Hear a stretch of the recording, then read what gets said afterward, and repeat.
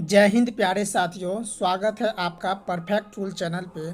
आज हम बात करने वाले हैं RRB ALP CN 01 2024 Chennai zone का जो है डीबी मेडिकल के लिए फाइनल कटअप कितना जा सकता है, उसके बारे में बात करेंगे। तो सबसे पहले आपको ये बात जानकारी होगा ही कि सीबीटी 2 का जो है पार्ट ए का 70% मार्क जुटता है और साइको एग्ज़ाम का 30% मार्क जुटता है, जिसको सीबीएटी कहते हैं। तो ये 15 तारीख वाला विद्यार्थी का भी एग्ज़ाम हो चुका है, जो जुलाई में हुआ था, और 31 अगस्त वाला विद्यार्थी सबका भी एग्ज़ाम हो चुका है। तब इसके अकॉर्डिंग हम कटअप तैयार किए हैं। आइए दिखाते हैं आपको क्या कटअप रह सकता है। तो देखिए, सबसे पहले ये बात जान लीजिए कि चेन्नई जोन में जो है 2018 में कितना वैकेंसी था और 2024 में कितना वैकेंसी है, उसको कंपेयर कर लेते हैं तो कटअप समझने में थोड़ा सा आसानी होगा।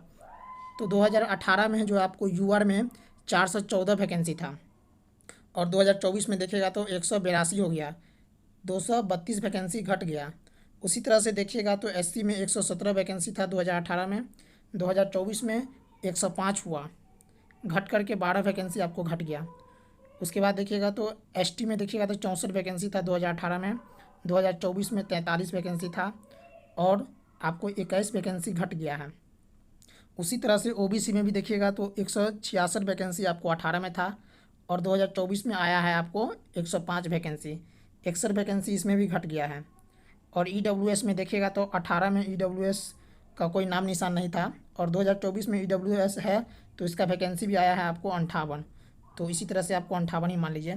और 2018 में जो है टोटल वैकेंसी 761 था और इस बार कितना है तो 493 वैकेंसी है। तो ये वैकेंसी आप समझ लिए 2018 में और 2024 में कैसे क्या घट बढ़ रहा है। तो चलिए आपको कटअप की तरफ ले चलते हैं। कटअप को आपको देखने से पहले सबसे पहले आप ये जान लीजिए कि चेन्नई में जो है आपको सीबीएटी के लिए कितना पे बच्चा को बुलाया गया है। तो ये देखिए, यूआर में जो है आपको बुलाया गया है 41.84 पे और एससी का देखिएगा तो 30.14 पे और एसटी का देखिएगा तो 31.91, ओबीसी का 31.56, ईडब्ल्यूएस का 46.26। और तो ये आप देख लीजिए कि किस तरह से क्या कैसे है। तो आप चलिए आपको हम आगे कटअप दिखाते हैं। तो कटअप दिखाने से पहले आप लोग जो है ये रैंकर गुरु जी का जो है एक डाटा आया था, जो पार्ट ए में किस विद्यार्थी का कितना नंबर है उसको देख लीजिए चेन्नई जोन का। तो एक बात गौर कीजिएगा, जो 70+ विद्यार्थी है जो मात्र 470 विद्यार्थी है और यूआर में देखिएगा तो वो मात्र 44 स्टूडेंट हैं और ओबीसी में देखिएगा तो 337, ईडब्ल्यूएस में 11, एससी में 77 और एसटी में 1। तो चलिए आपका टाइम बर्बाद नहीं करते हैं, सीधा आपको कटअप पे ले चलते हैं। तो देखिए 2018 की तुलना करके हम आपको 2024 का कटअप एक्सेप्टेड कटअप बता रहे हैं। और ये बात जान लीजिए कि जो 15 तारीख का भी एग्ज़ाम हो चुका है सीबीएटी का और 31 का भी हो चुका है, उसको भी हम ध्यान में रखते हुए कटअप को तैयार किए हैं। तो देखिए यूआर आपको 2018 में कितना गया हुआ था डीबी मेडिकल के लिए कटअप। देखिए यूआर में आपको गया हुआ था 69.70 और ओबीसी में देखिएगा तो 67.99। उसी तरह एससी में देखिएगा तो 61.73 और एसटी में देखिएगा तो 44.05 और ईडब्ल्यूएस उस समय कोई नहीं था तो इसलिए उसका कटअप उस समय नहीं था। तो देखिए हम औसत जो मान लिए हैं, यानी कि साइको में जो स्टूडेंट का औसतन जो है 18 से 20 आसानी से ले आता है कोई भी विद्यार्थी, और जो ज़्यादा प्रैक्टिस करके गया होगा तो उसको 20 से ज़्यादा भी आ सकता है, लेकिन एवरेज बच्चा को 18 से 20 आ ही जाता है। तो उसको हम ध्यान में रखते हुए कटअप को तैयार किए हुए हैं।